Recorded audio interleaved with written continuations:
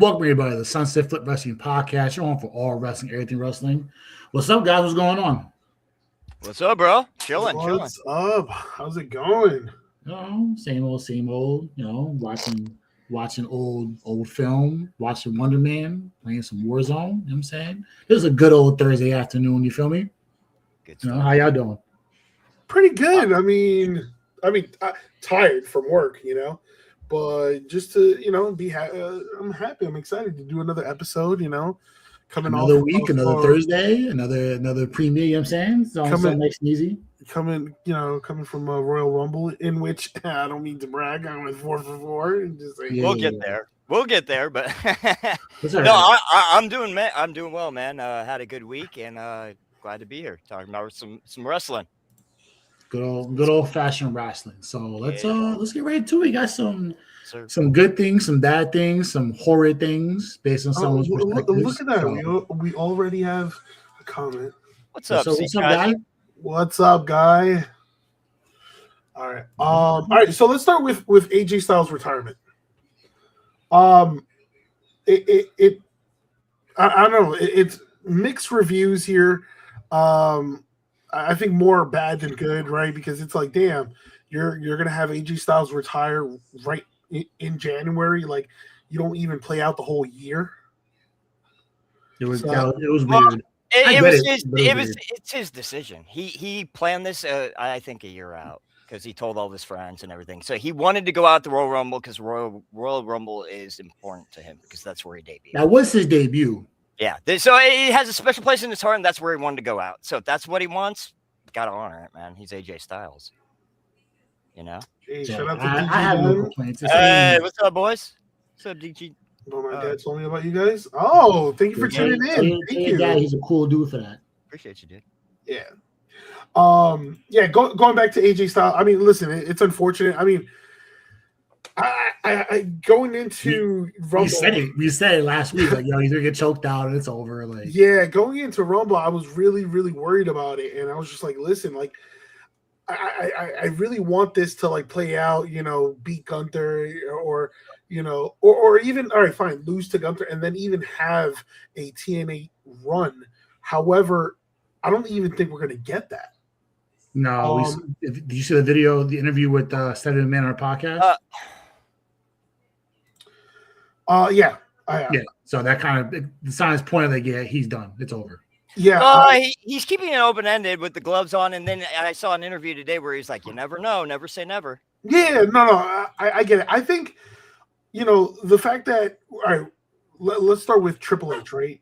After he kind of like clarified about AJ Styles' retirement, kind of saying like, we've had a lot of conversations on the off chance when this all came down. And then like ourselves, obviously we expected it later in this, in the year, but he's just like, he made it very clear that he was just done with the in-ring. So that in itself is shocking, right?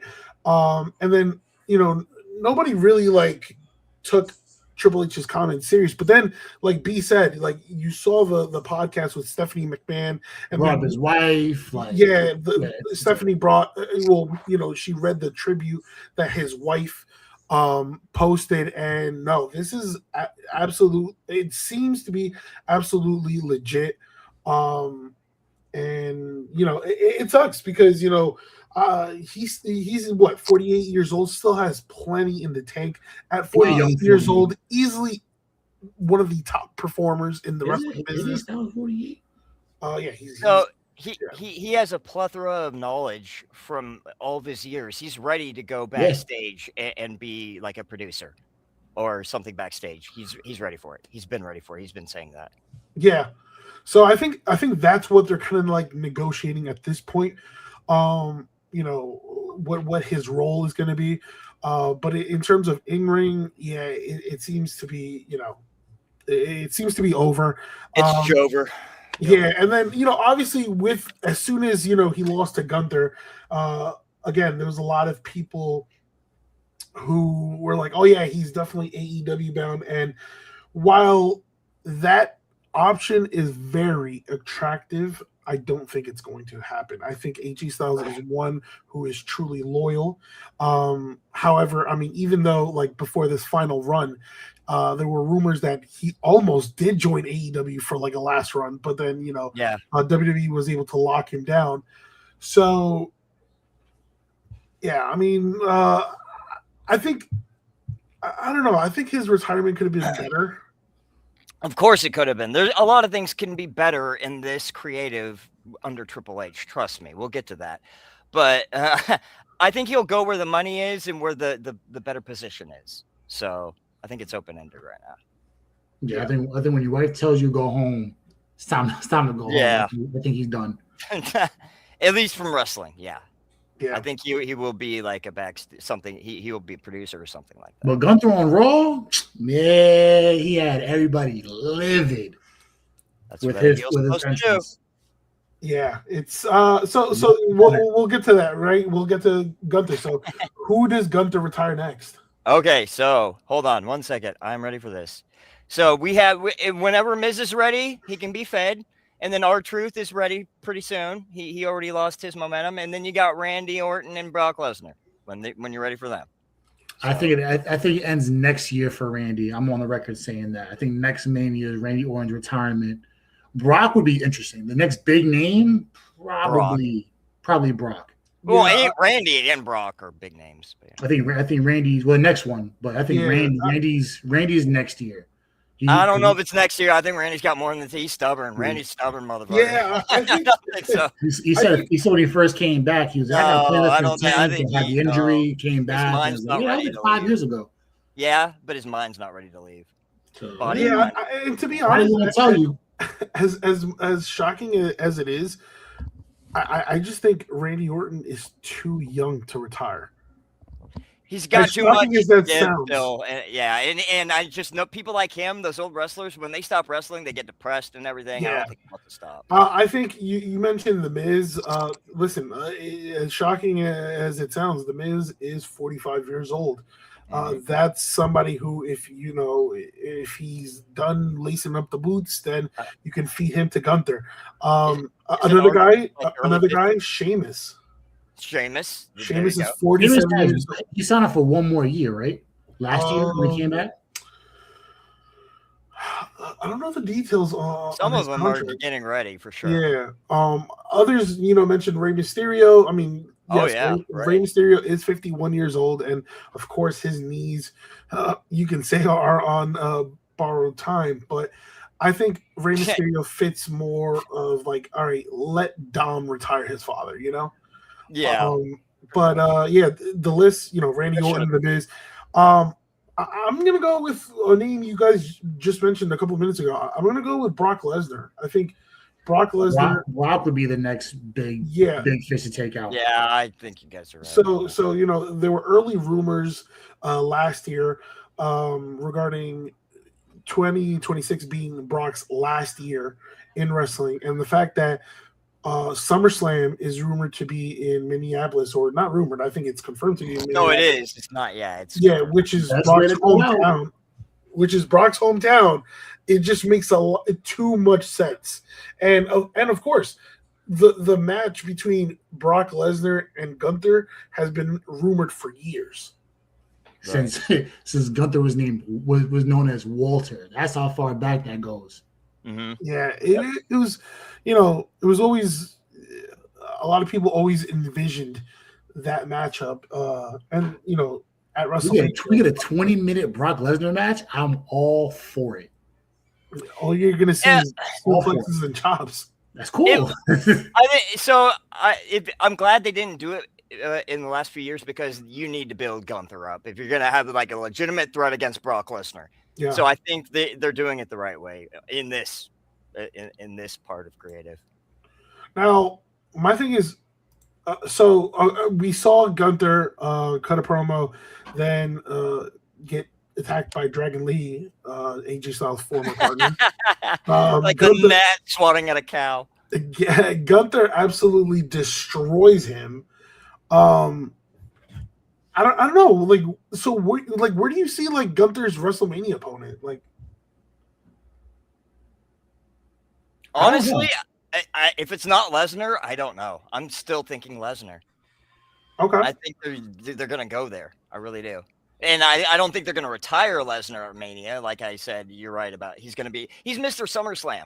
And it's Minneapolis. So yeah, Brock's going to be at SummerSlam. But oh yeah, I would like to see the match. They won't have any this year won't be any squash matches at WrestleMania. So I doubt you would see like a Miz. You could run a trilogy between him and Gunther, you know. Yeah. Brock wins at WrestleMania. Obviously, Gunther feels some type of way, you know, and you know, so you could run that program. But I mean, we'll see because right now, you know, it's him and Dragon Lee. That's crazy. All right, so all right, continuing on this trend on Royal Rumble, let's talk about the Royal Rumble winners, right? We saw Liv Morgan win the Royal Rumble and seemingly challenge Stephanie Vaquer, and then we had Roman Reigns win the men's Royal Rumble, and it's obviously confirmed that he has chosen CM Punk. So let's start with Liv Morgan though.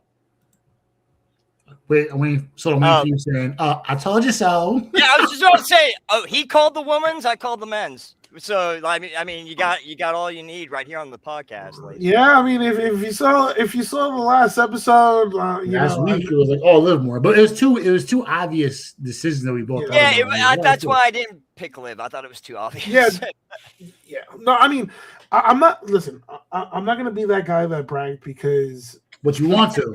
No, I want to. Why not, man? No, because last year I thought it was going to be Sami Zayn based on certain things I saw regarding his storyline, right? But then once Sami Zayn got that championship opportunity, obviously I had to change my pick, and it was just too obvious that they obviously wanted to put Roman in a championship match again or situation again. So right. So if you don't.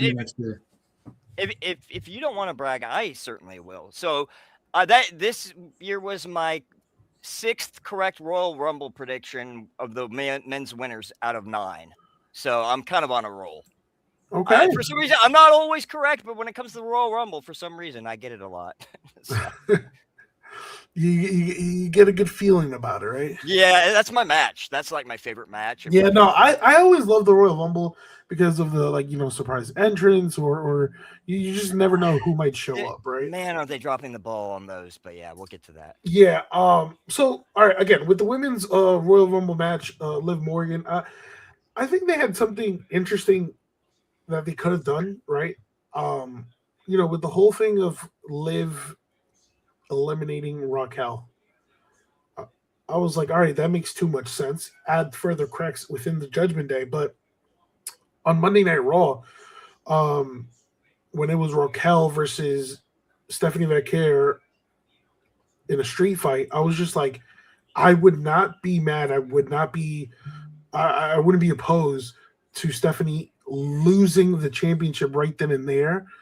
And then obviously Liv still picking Raquel, adding more gas to the fire. You know what I'm saying? But I think I don't know. They kind of, did that anyway when, Raquel told Liv, hey, I don't want your assistance. Like, just stay back there. But Liv came out anywhere during the match to try to help Raquel, but it backfired, And for a moment, during that match on Monday Night Raw, I kind of believed, I was like, oh my God, they're really, having this title switch. Raquel might actually beat Stephanie Vaquer. But all for not. Yeah. So, and then obviously, Stephanie retains and Liv Morgan then hits Stephanie Vaquer with Oblivion and then kind of like holds, the world title.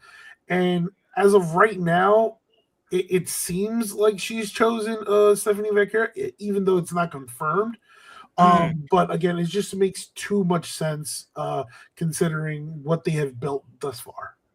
I want to see a Raquel Rodriguez Diesel type turn like Diesel did on HBK, cost Liv the match at Mania. You got to build up Raquel. She needs to. I agree with Kevin Nash about one thing, which is rare, but I agree with him about one thing. And that's Raquel Rodriguez needs to wrestle like a giant. She's a giant for a woman. She needs to wrestle like a big person. Yeah. Yeah, she's a Nia Jax attitude and just fucking demolish everybody as the more posing wrestler. Yeah, she already has the nickname Big Mommy Cool, so I mean, you could, and she has the height for it. So she's too giving when taking bumps. She's too giving. She'll like lean down for the smaller wrestler and stuff like that, and it just doesn't look good for a bigger wrestler. Yeah. Did you did you guys think it was weird that both Rumble winners? It seems like they're choosing Raw champions. No, I think so. I think creative's going that way to boost those titles. It's because there was too much of a focus on the other titles, perhaps. So they're trying to even it out. I don't know. Okay. Yeah, no, and it makes sense because right now, it seems like those championship matches are set. But Jade is still like looking for an opponent at Mania. Bianca's going to be there. Drew McIntyre. I mean, it could be a triple threat between him, Jacob, and Cody, or flat out a one-on-one between him and Cody. Mm-hmm. I hope they have Jade drop it at Elimination Chamber. Nothing against her, she's just not ready. I don't think she's ready for a world title match at Mania. Yeah, which is why she was like paired with Bianca in the first place. I just don't see it yet. Which was great. I mean, she was fantastic. Yeah, Bianca's ready for sure. Yeah. All right, so wait. Now let's talk about Roman. So Roman has now confirmed he picked CM Punk. I mean, flat out saying, I hate you. I've always hated you. I'm glad they're going with that. Recycling a 15-year-old feud, which is fine. Like it's cool. The best things come from reality, Brennan. Yeah, I'm glad they're doing this because it's just become too much of the same. Like, you have the belt, I want it, I'm gonna beat you up. There's no real storylines or deep like context anymore, and so the fact that we're getting this, I love it. Yeah, recycle a 15-year-old feud. Actually, not a feud, like an interview that revealed everything. It feels real, or it feels new. Like it's organic, so it's fine. Been 10 to 15 and given the history, because again, the fact that way back then when the Shield were around, Punk didn't want Roman Reigns in the Shield. No, he wanted Chris Hero. Chris Hero, yeah. Yeah. Wow, that would have been so different. I mean, it makes sense. That's one of Punk's guys. So it's you want your guys in the group. Yeah, so it's like the history. Now they've really like zeroed in on the personal. Right. And you've seen teases in the War Games last year. I mean, in 2024, you saw teases me behind my back. I was like, well, yeah, you saw teases in 2024. I'm a young boy. You saw teases in 2025. So it's like, I think and the fact that both men have they have their differences, but then again they have their similarities because they both hate Seth Rollins. But they both probably keep Seth Rollins away from these two, and just let these two go at it, and wait for after me if you bring back Seth into the fold with one end or both of them. Let Seth go do his own thing with Seth's already doing his own thing, and let it be like it's over with. Yeah, I think now again we don't know, and I don't like using these terms a lot, but. There's no true. Okay, yeah, you can say Punk is the face in this feud. There's no clear heel yet. Yeah, Roman is kind of like, let's just put the tweener in there. Mm-hmm. Are you okay with that, or like there has to be like a definitive face? No. Okay. No, they don't like each other. That's just the goal. There's two big names that have a long history, and if they really want to, they can choose who is the heel in the ring and do kind of like a Rock Hogan thing, and like it plays out in the ring. Okay. Coming into it looks like two tweeners, and then in the ring, the crowd goes for one. Gotcha. And Rock Hogan thing, they booed Rock, so this like even the Rock was the face, so it's like, hey, it doesn't really matter anyways. So it's gonna be the same thing. It's gonna be the same thing. Roman might lean into more of like the tribal chief before Cody beat him. So just be a full-blown heel, and it's not going to matter because he's still beloved. At the end of WrestleMania, after this match, do they shake hands? All right, let's put it this way: if Roman wins, If Roman wins, they shake hands. If Punk wins, Roman's not shaking his hand. I'm calling it now. I got Punk winning anyways. But if Roman wins, Punk's gonna shake his hand. All right, cool. You know, it's funny because you know, Roman came out interrupted by CM Punk, and I was like, oh man, we know how CM Punk is on the mic, and we're like, all right, cool. CM Punk is about to cook him. I was very impressed on like the way that Roman did some big boy stuff. Yeah, Roman like held his own. And you look into the past. 2 years. You look into the past, right? Pre-Heyman, like the way, you know, his promo battle with John Cena. He jumped on him. Roman didn't just hold his own. I think Roman's the best promo in WWE. He understands this. There's a story that him and Triple H are at odds right now because of the storyline telling. It's not as like creatively fulfilling, and Roman is bringing that back. I think. Yeah, I think he just struggled. I think this is the right situation for him to get the breakout, but I think in totality, he's still not better than Punk. He's still not better than more emotion, more fire. I can believe more what Roman's saying, and honestly. Now with this feud, yes. I think Roman can use this. He can use that narrative from 14 years ago, in which he got buried by Punk, and he's like, "Oh, you made my life living fucking hell," blah blah blah blah blah, and really use that and really push himself into a better situation. I think Punk could walk out anywhere and shoot a but he's a moment generic on the mic at any given moment just because. Lately, he's gotten generic in my opinion, but yeah, he does have the ability. Okay, so it's just he had too many great Punk moments on the mic that Roman got one, so I was like, hey, you finally did something you couldn't do for years, for 14 years. And take out a top and have a mic moment against one of the better people on the mic in the industry.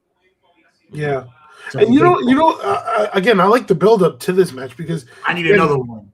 Going back years ago, when before Punk left, you know, Punk was in this feud with Roman Reigns. I'm sorry, the Shield, right? And you know, it started with. I think it started with a one-on-one matchup between Punk and Dean Ambrose. He beat Dean Ambrose. He then had a match with Seth Rollins. He beat Seth Rollins until it was one-on-one with him and Roman Reigns, and Roman Reigns did defeat CM Punk. So, because back then they wanted to raise Roman Reigns' stock, but I just love the storytelling behind that. Yeah. Oh, look at this. Outlaw Wolf says Dean Ambrose, best wrestler. You mean Moxley or Ambrose from the past? Same person, different name. Yeah, I mean,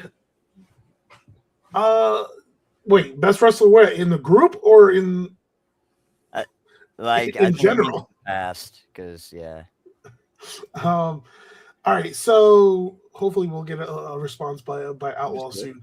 All right, so. Again, so we mentioned.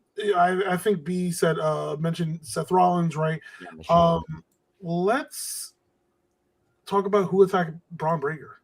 Oh yeah, let's get into that. Logan Paul lined that up a long time ago. I'm so ready for this. So before that, Outlaw says and Shield. I mean, he was probably the most fun to watch. Everybody has their opinion. I always thought that Seth Rollins was the best wrestler. Yeah, he's a great wrestler. I thought Dean Ambrose was the best on the mic. Wrestler, there's characters, then there's Mike, and then there's wrestler. Yeah. He was the most fun because anytime he was in the ring, but if I had to rank them back then, it was Seth, Ambrose. He was good. He was at the top. Bray was probably maybe the best for character. Outlaw says Hulk Hogan best wrestler ever. Oh, God. Don't do that. It's Black History Month. We ain't doing a Hulk Hogan. C Kaiser 24 says that's a good question. Oh, regarding who attacked Bron Breakker. Listen, Logan Paul is backdooring him with his brother. I'll let you guys take the floor on that. Hogan just died, so we're gonna be nice to him. Anyways, moving on. What? Sorry. What were you saying? So you think it's all orchestrated by Logan, yeah. I think he had Jake. Okay. Yeah, Jake show up. So I'm glad. Okay.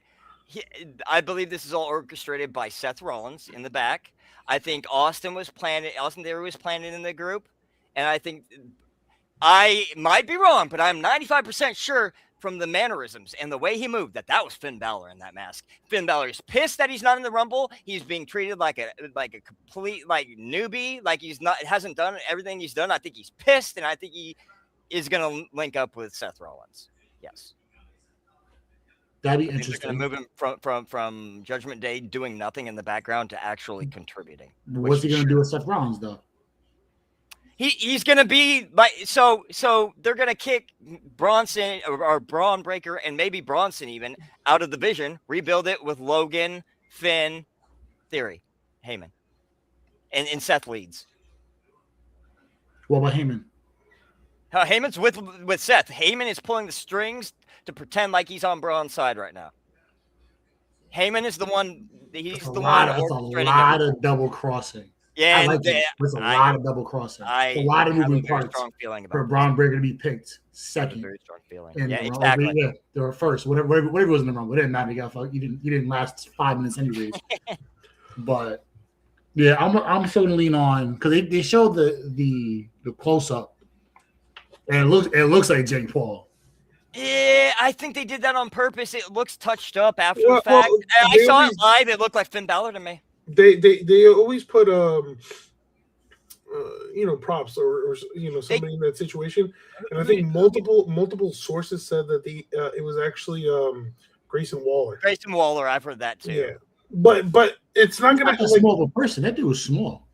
It was Finn Balor or Grace. I could see. So obviously, they caught footage of when he was eliminated. Paul Heyman in the I guess you can say golf cart said that it has to be Seth, and then Braun's like, right. How could it be Seth? Right. It's kind of too obvious to be Seth, so I think we're getting some type of swerve. I'm just still trying to figure out what exactly. It's Heyman putting stuff in Braun's head to think it's Seth when it's the person right behind him. All because Adam Pearce put him at 2. I think it's all they're all conspiring. I really do. If it wasn't for Hulk and DX, there would be no WWE. Tough. I mean, yeah, but Hulk Hogan was a horrible person. So there's the wrestler and then there's the person. No one did more damage to burying up and coming talent than Hulk Hogan did. If you know the backstage politics, he's a very selfish person. Didn't help anyone else around him. Was he a great wrestler? Yeah, you can't take that away from him. He built up WWE with Andre in the early days, for sure. I'll defer and say if it wasn't for Stone Cold. I'm going to defer both of you and say The Undertaker. Stone Cold and Undertaker were way better. Bret Hart. Sorry. With Braun Breaker, I mean, I think, definitely it was orchestrated by Seth. I think that's going to be your WrestleMania matchup, Braun versus Seth. It's just a matter of how you're going to connect all the pieces, right? It kind of seems like Theory might be a mole. I could be wrong. No, I think you're right. But it seems like Theory's a mole, and then you kind of want to even the odds, right? So on one side you have Paul, Bronson Reed. I'm saying. I saw the way Logan was reacting when Braun was cutting his promo. He's just staring at him so guilty looking. I think he's in on it too. I think it's Jake Paul. I think he got his brother on. I don't think it has to do anything to do with Jake Paul, but I think Logan's going to join Seth. Yeah, it could be. Listen, it could be I'm expecting a major swerve. Yeah. So all right. So to answer the question, who attacked Braun Breaker? Well, again, it was Grayson Waller. I highly 98% sure he's going to be part of the storyline. They just needed a figure in that. I think place. It would be better with. I think it's just. It looked like a smaller guy to me. Grayson's 6'4".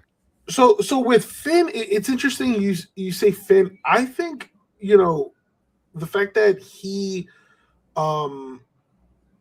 attacked AJ Styles and then attacked CM Punk in their championship match.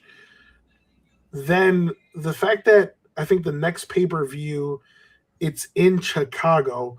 I think that's where Finn Balor is going to have one last like title shot. I feel like we're gonna get a rematch between CM Punk and Finn Balor.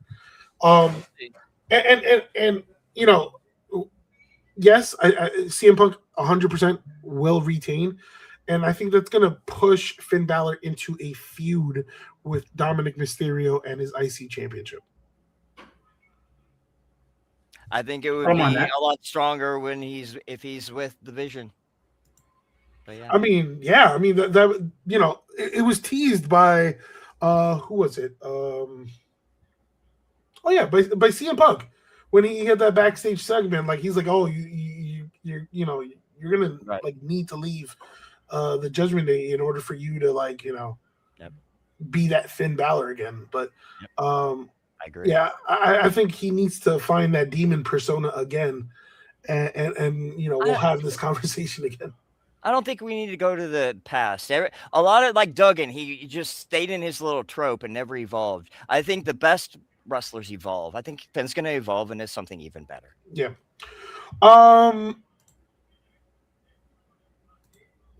We need the 24/7 I-90. With the 30th belt, we need a 30th belt. Yeah, that we do. See that there says we need the 24/7 I-95 South Intercontinental U.S. Champion back. we need that version of him back. Yes, absolutely, 100%. All right, continuing on this Royal Rumble wave, we saw the debut of Royce Keys, formerly known as Powerhouse Hobbs. Absolutely love it. I love Hobbs is one of my favorite AEW talents. Love him. They are packaging him like garbage. For number one, you start with the Royce or with the Powerhouse Hobbs, the intro, like the first 5 seconds, I was like, yeah, let's go. And then they kill it and go to Royce Hobbs, a horrible theme song. And he just comes out to no ovation. If you're going to debut someone, especially in Saudi Arabia, who do not watch AEW or have access to it, why would you put them in that position? And then also, even if it was in the States, why put him in the Royal Rumble where he's just another number? He's not going to stick out. You need to be able to debut him and put him in the forefront and let him stick out and grab people's attention first. I think they botched it really badly. I thought it was great. It's a mix for me. That was my favorite. It could have been so much better. That's how I'm saying. It could have been so much better. I've been down since day one-ish. Hey, put your fingers in the sky. I think with Royce Keys, I think, to be honest with you, Royal Rumble being again nothing against Saudi Arabia, but the arena looked empty. The crowd reaction Saudi Arabia ruined. The crowd reaction was so. They look like they have a gun. I just think for that moment, like you could have saved Powerhouse Hobbs for a Monday Night Raw, for a SmackDown. Yep. Fully agree.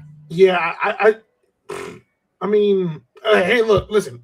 I'm happy that he's getting this opportunity to truly showcase himself. I mean, yes, he had a decent run in AEW. I think he could have been. I think he could have had a greater run in AEW, but we'll see what happens with him in WWE. If they don't, in my opinion, if they don't switch him back to Powerhouse Hobbs immediately and go back to what I like about him, he's dead in the water. I think they stripped him of all of his identity, making him Royce Keys. I really do, and it's unfortunate because I really like him. Yeah, I think to be completely honest with you, so yeah, I think he's not going to go with that name, Powerhouse Hobbs. I think the fact that it's nice what he did with his name. No, I think what happened. It's nice what he did with his name. Yeah. So, but it's not going to gain attention. I promise you, it's not. That's okay. He just wants to have it. His mother's maiden name. I would want my career to work over. Yeah. So Royce is the name of his youngest son, and then Keys is his mother's maiden name. It's just that now I think they did that little like that powerhouse into Royce Keys just to like show people who he is. But by doing that, they teased an amazing theme and then completely shit on it, in my opinion. But Brandon liked it, so.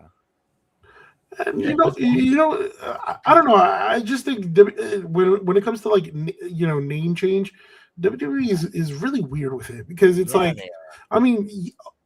could have 100% kept Powerhouse Hobbs. That name would not be on the Titantron if they couldn't use it. But they did it, and then it's kind of like the same thing with Zack Ryder. One week he's Zack Ryder, next week he's Matt Cardona, then he's Zack Ryder, then he's Matt Cardona. It's like he wants to be Matt Cardona all the way through. So it's so now they're sticking with Matt Cardona. So he wanted that. He wanted to be that way. So he has the same thing. He has more pull than Hobbs does. Hobbs is new. He's going to do what he's told to do. It's still the same thing. Cardona has more pull. I know. I'm just saying they're going to listen to Cardona over someone there. Okay. So with that being said, that kind of like wraps our coverage of the Royal Rumble. Now, you guys seen the Royal Rumble. Obviously, there were mixed reviews, which again puts Triple H under fire again for his creative input, right? What's your guys' take on that? You want to go first, Brandon? It don't matter. It's the same result. It wasn't. This was mid at best, and I'll leave it that way because the women's Rumble was probably more enjoyable than the men's, to be quite honest. But it's like there was no bill for it. Nobody was at the stadium, and it was a nice stadium. There's more people on SmackDown there watching it than the actual Rumble itself. So it's like, for one, you're in bed with Saudi Arabia to put people there for the events, and nobody was there. Granted, it was like 9:00 at night when the shit started, but still, like, you missed the boat on that. And then you're gonna go ahead and have they messed up by having, I think the announcer said it was 2 minutes or 90 seconds, and the Titantron said 2 minutes. Either way, you already butchered that up. And 4 hours for what? 4 matches? How many matches were on there? 2 Rumbles. Yeah, it was 4 matches. You got to do more. I'm not saying do the AEW where I put 25 matches on an event, but can we get at least a decent amount, or have you're gonna have to out there make a more longer term match, whatever the case may be. And you put everything lined up. There were zero big moments, zero surprise entrances that are like, wow, this actually happened. I don't mind the AAA look. AAA was fine. You got Mr. Iguana. You got people from AAA coming in, which was nice. I thought those were wastes of spots, but but you're promoting AAA at the same time, so that was cool. But you could have done more with less. Granted, maybe now people want to go to Saudi Arabia, which is, I get that 100%. But even with the women, it's the same thing. It was very cut and dry. Brie Bella was nice. It was nice seeing Brie back. That was a nice moment to have. It was a nice pop for her. But you could have done a lot more with the Rumble. You need to have. She got just a big pop as Rhea. Yeah, and I was like, damn. It was boring. Yeah. Outside the 2 Rumble matches, it was boring, and that's just, at the end of the day, that's all it's going to be. We've had Rumbles before. They were fun Rumbles outside of the actual events. The actual big matches, those were fun matches to watch. I didn't really care for, I forgot there were other matches outside of Styles getting retired and then the 2 Rumble matches. Like, you missed the boat on a lot of opportunities you're gonna have for things to go on. And it's a PLE. There's no timed events. So if it goes longer than 4 hours, I think it went exactly 2. I think it ended at 6 o'clock. In the East Coast. You went exactly 4 hours. It's the Rumble. You can go past that. It's not that big of a deal. You're not under any time constraints. A lot of stuff got cut short. A lot of stuff that went too long than one should have. And it was even more. This is the first time I ever watched an event where they didn't tell you what the attendance record was. So it's like, what are we doing? No. It was terrible. It looked like they had a gun held to their head in the stadium to stay there. It really did. It was bad. Outside the 2 Rumbles and the Styles tournament, it was me. You want to go or me? No. You go ahead, Mitch. Okay, so my opinion on this, you guys know, I hate Triple H's creative. He has gone full spectrum from how Vince leaned into storyline to completely opposite. Now there's no storyline. There's no explaining why we're having matches. We're just having matches.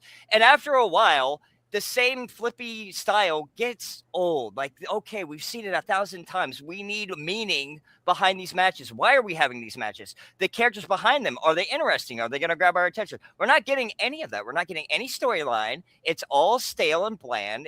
Hopefully it's picking up for Mania. I hope. The Rumble, you waste at least 3 spots. Mr. Iguana, La Parka, and an extra El Grande Americano. You could have done the El Grande Americano. That was great. That's a mini message. You could have done the same thing in the back. You send Chad out, Chad comes back, and then the real one is standing at the entrance thinking he's going out, and they do the Spider-Man point meme, and then move on. You got your thing. You have 3 spots open for Kit Wilson and Aleister Black. Kit Wilson entrance would have gone hard at Mania. They would have loved it. Who? Kit Wilson. No, shut up. Who else? Kit Wilson, man. He's amazing. I think he's really good. And who else? Aleister Black. Who? He ain't been on TV. He ain't been on weeks. I know. That's what you need to give him a spot. Exactly. But that's a problem. That's a problem. You have guys lined up that you don't utilize. Yes. Sitting there riding. I think, I'm going to take with what's happening most recent, right? You go on a spending spree and you sign guys like the Motor City Machine Guns. Oh man, where are they now? I love them, but not being used. Right? Yeah. So we're going with that. Then you have another tag team, DIY. You lose Ciampa.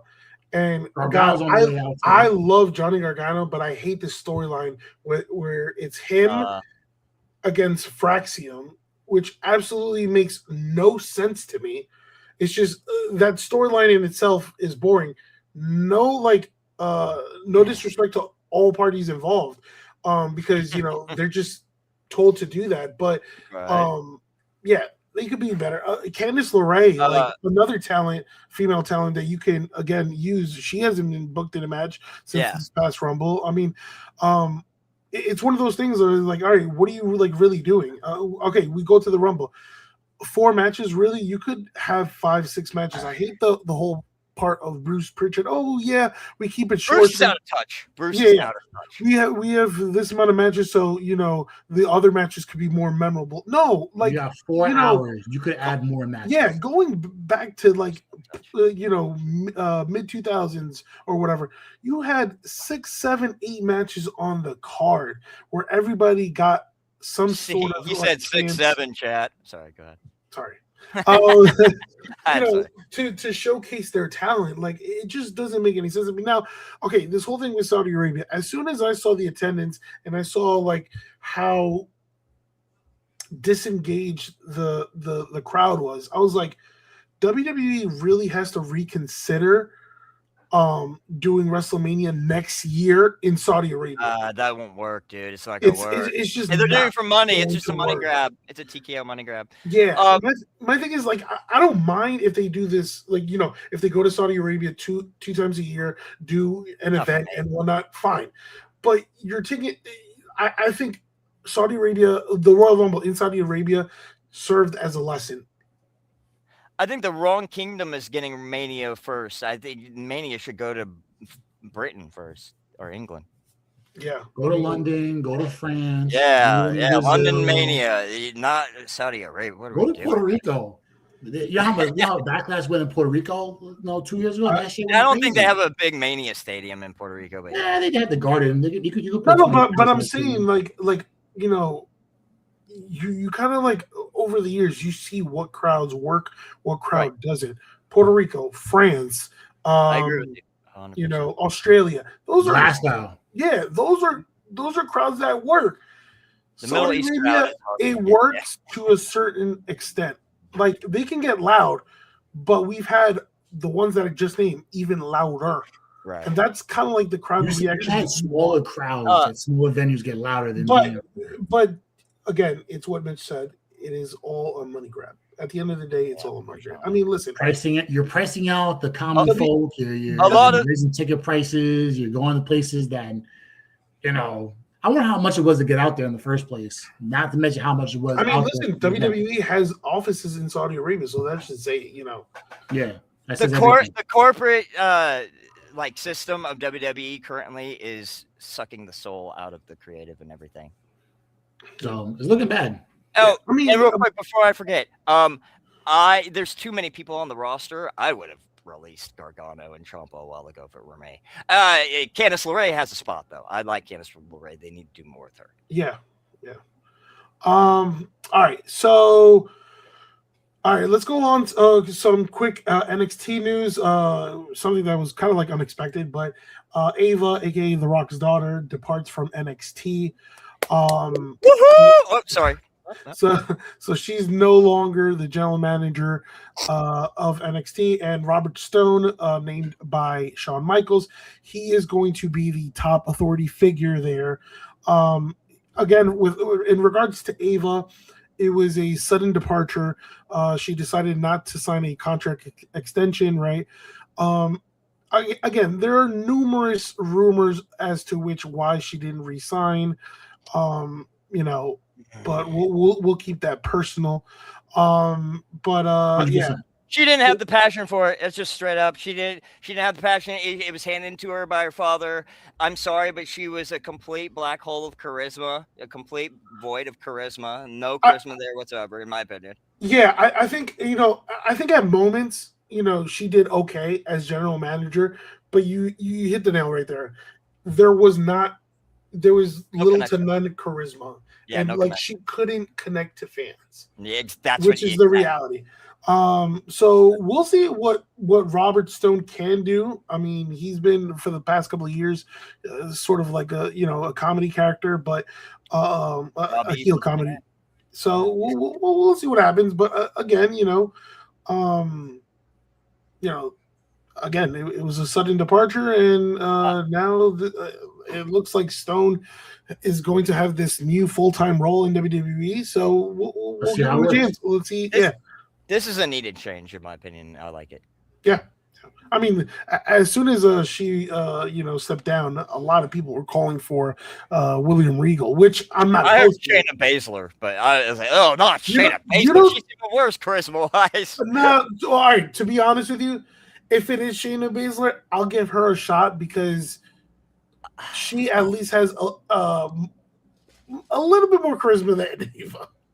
I mean, that's like going. I don't want to be mean, but if you're gonna move on from Ava, let's pick someone with some charisma. I like the Robert Stone move. But I think with Shayna, I'd rather just have her as a like an agent. Yeah. I agree. Yeah. Then on NXT, Joe Hendry, he becomes the new NXT champion. He won a 7-man ladder match to capture the championship. And what a ride it's been for Joe Hendry. I mean, coming from TNA to NXT, now becoming the face of NXT. He hasn't appeared yet. Huh? You said his name. He hasn't appeared. Oh, very funny. That's every week until he shows up. But he's gonna try. But this again, this is a good reset for Joe Hendry. Now I still have my doubts because his TNA reign wasn't the greatest either. No. So we'll see. I mean, obviously his popularity continues to rise by the day. I think a lot of people think he's already stale. I don't know. Okay.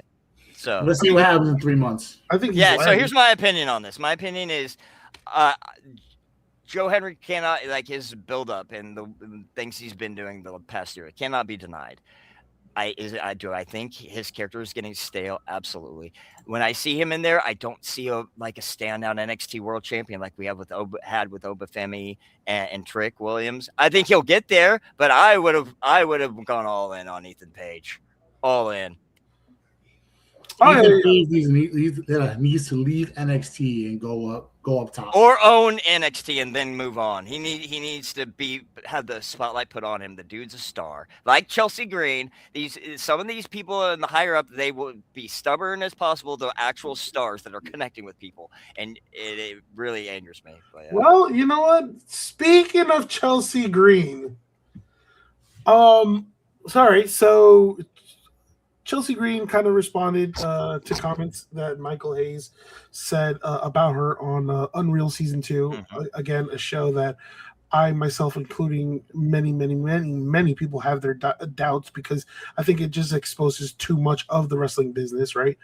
The fact that, they don't see Chelsea Green as a main event talent, and he couldn't be more wrong. Thank you. For WWE 4 years, Unreal is going to do a lot of damage if they keep doing a weekly basis. Yeah. Do this every 3 months. Don't do this on a weekly basis. And I'll go as far as to say that Chelsea Green is what any wrestling company would love to have.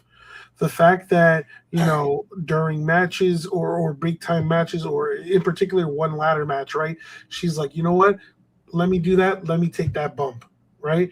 The fact that she has helped elevate other talent, the fact that she doesn't care what segment, as long as she provides entertainment, she's cool with it.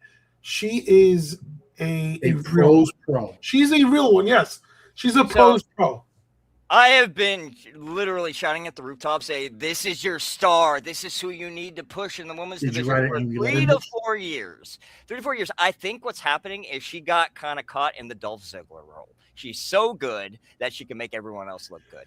And I think she gets caught in that by people like, Doc Hendricks, Michael Hayes, and people that more older spectrum that kind of out of touch now. Your dog agrees too.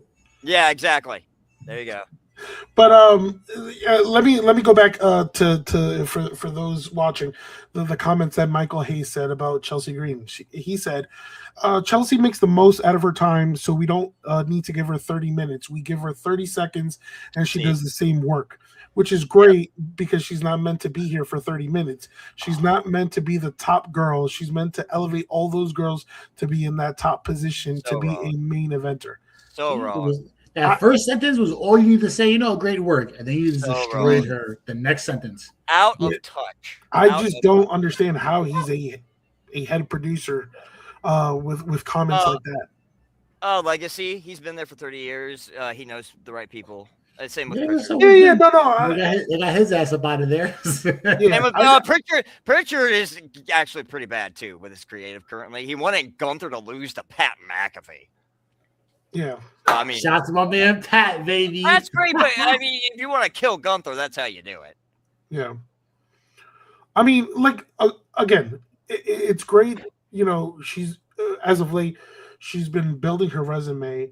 Obviously, being a former 2-time women's United States champion, and obviously, she's one half of the AAA World Mixed Tag Team Champions with Ethan Page, right? Which is great. How she's undeniable? I'm sorry. Go ahead.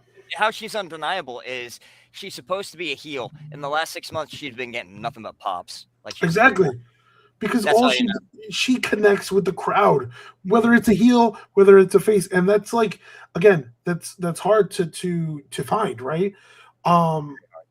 And she sucks you in. Her character, she's so she just brings you in. It's hard to explain. You connect with her immediately. It's super hard to explain, but again, I think they should reconsider their thought process, with Chelsea Green, because she is clearly a main event talent. She has it. Yeah. All right. So on some quick AEW news before we close out the episode, Ciampa, Tommaso Ciampa wins the AEW TNT Championship in his debut match. First match. I think Tony Khan was trying to make a statement. It's like, who's not far behind? Gargano. But give it a. And you know what? You're absolutely right. And I would be heartbroken because I love Gargano. When NXT Black and Gold, my I'm going to say top 2, Aleister Black, Johnny Gargano. And to be honest with you, it just hasn't been, great for Gargano in the main event scene. But in the main roster scene. But with Tommaso Ciampa, again, after making an appearance on AEW Dynamite, confronting Mark Briscoe, boom, he hits Briscoe with multiple cycle drillers, right? And now he's the new TNT champion. I mean, I think, again, this is a way for Tony Khan to say, yeah, we make stars here. Stick of the Triple H. Real quick about Johnny Gargano. So as someone who connects more with like the story and character part of things, is Gargano a great wrestler? Yes. Does he have any character? No. Now Ciampa, I'm the opposite. I was big into Ciampa's Blackheart character in NXT. I like his dark side. I think he's going to do well in AEW. I think AEW is more fit for him. Yeah. So now in the Black and Gold era, the NXT champion, he named it Goldie after capturing the TNT I like that championship. Now he's going to call it Sylvie. I like go back to that character. I love it. Yeah. Some more news on this episode of AEW Dynamite. I don't know if you want to say shocking, but the fact that Brody King absolutely squashed MJF.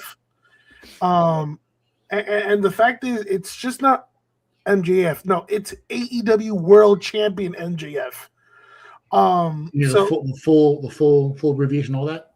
I mean, listen, when you're labeled like that, you don't get squashed like that. Exactly. I mean, if you're squashing MJF, then it's shocking as it is because MJF is clearly a top star in AEW. The top star. Exactly. But you're squashing AEW World Champ. I was like, wow. But it's a moment well deserved. It just puts Brody King right there, number one contender right there. Yeah. So I don't have any faith in AEW to follow up. I feel like they're going to just drop it like they did with Wardlow, like they did with Brian Cage. Yeah, no. This is going to be one of those like. It's going to be for nothing. Fame. Yeah, it's not going to be like built up on. Yeah. Which is unfortunate. Yeah. Oh well, sounds like an AEW problem to me. All right, some quick Britt Baker update. Again, we haven't seen Britt Baker. Yeah, who? I forgot. We haven't seen Britt Baker in. Is she married to somebody at AEW too? No, she's not. She's single. Him. She's single. Oh, she left him. Yep. Who though? Adam Cole. Adam Cole. Where's that name? I haven't heard that name. I have no idea either. Yeah. The great talent being listed. Yeah. So, Britt Baker, who hasn't wrestled since November 13, 2024. So we're going a year plus.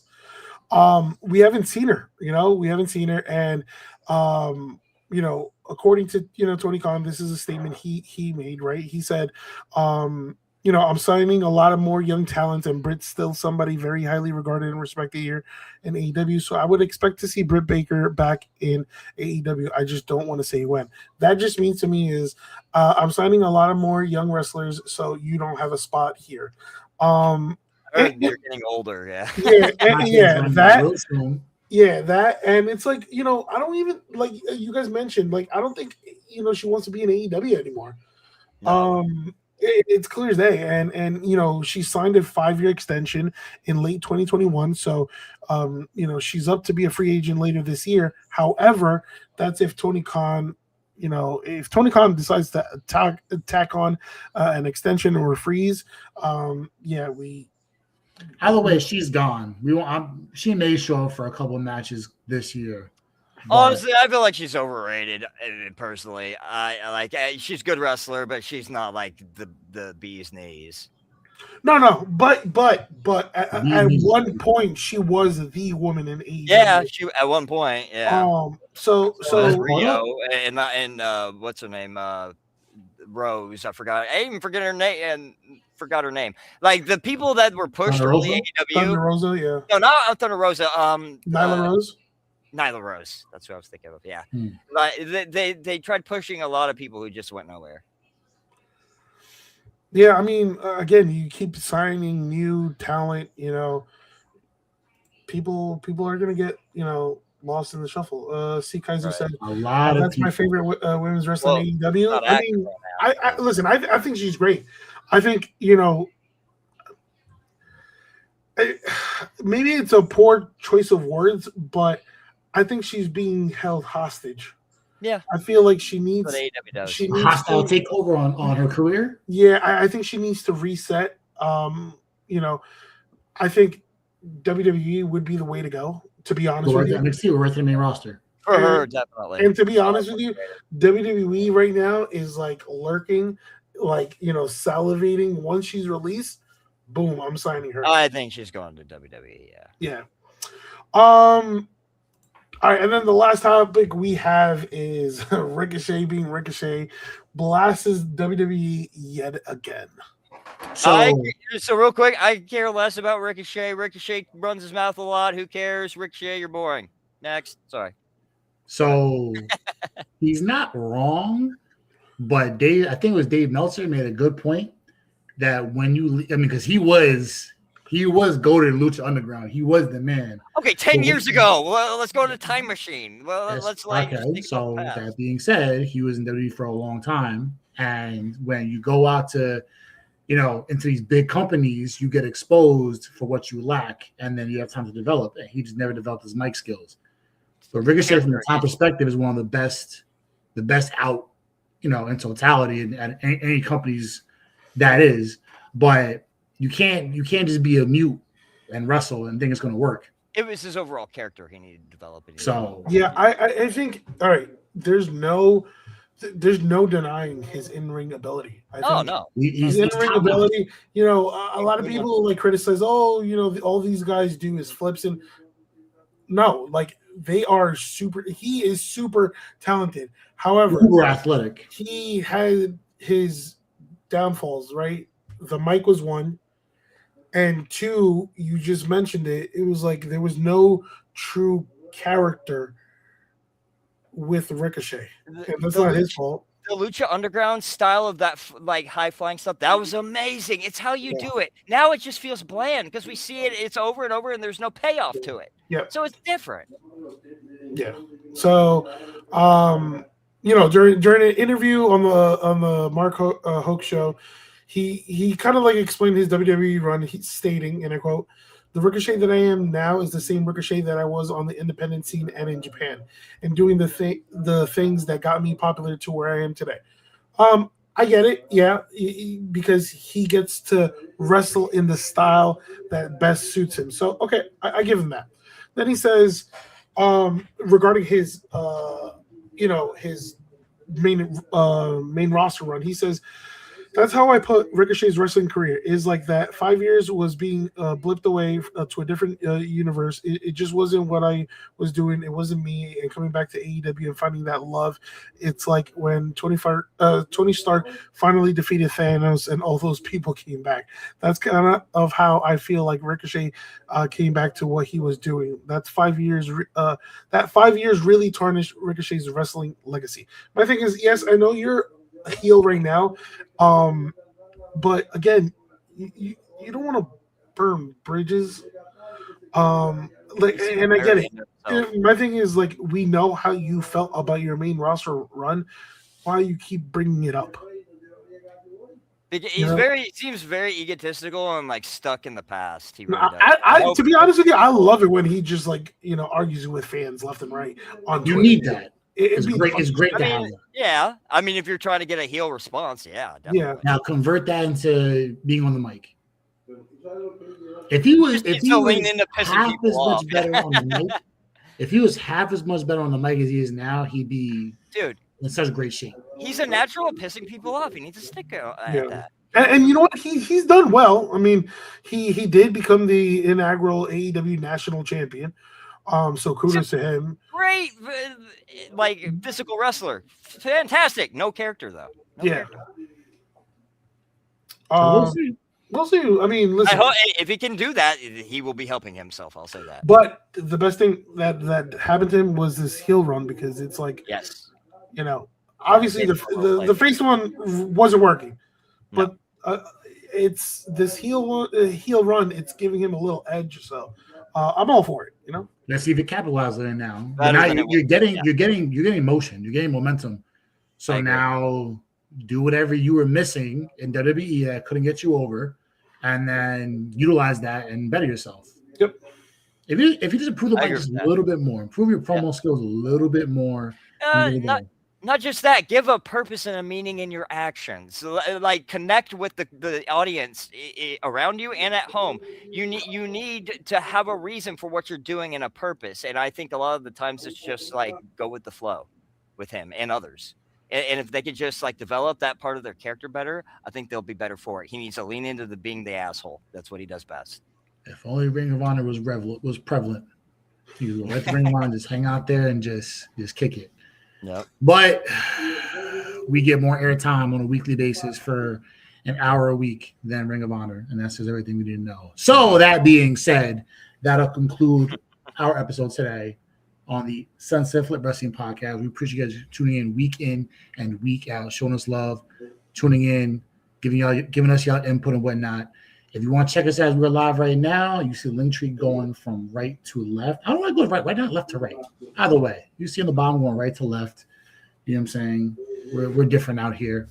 So click the link. We're live on all our socials, Instagram, Twitter, Threads, Facebook, Twitch, you name it, we're on it. If you can't catch the lives on YouTube or Twitch or Instagram, you can check us out on audios on Apple, Spotify, Google Podcasts, whatever you think you have your podcast platforms on, we're on there. So check us out. And whoever, all of those who commented throughout the show, we love really it. Appreciate it. We love it. We love interacting with other wrestling fans. So again, we usually go live. Yeah, we usually go live every Thursday around 7:15 p.m. Eastern time.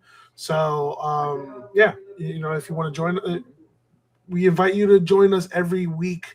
As we provide news, rumors, and all that good stuff. All that good jazz. All that good stuff. Yeah, all that good stuff. All that good stuff. So, till next time. All right. Take care, folks. Take care. Peace.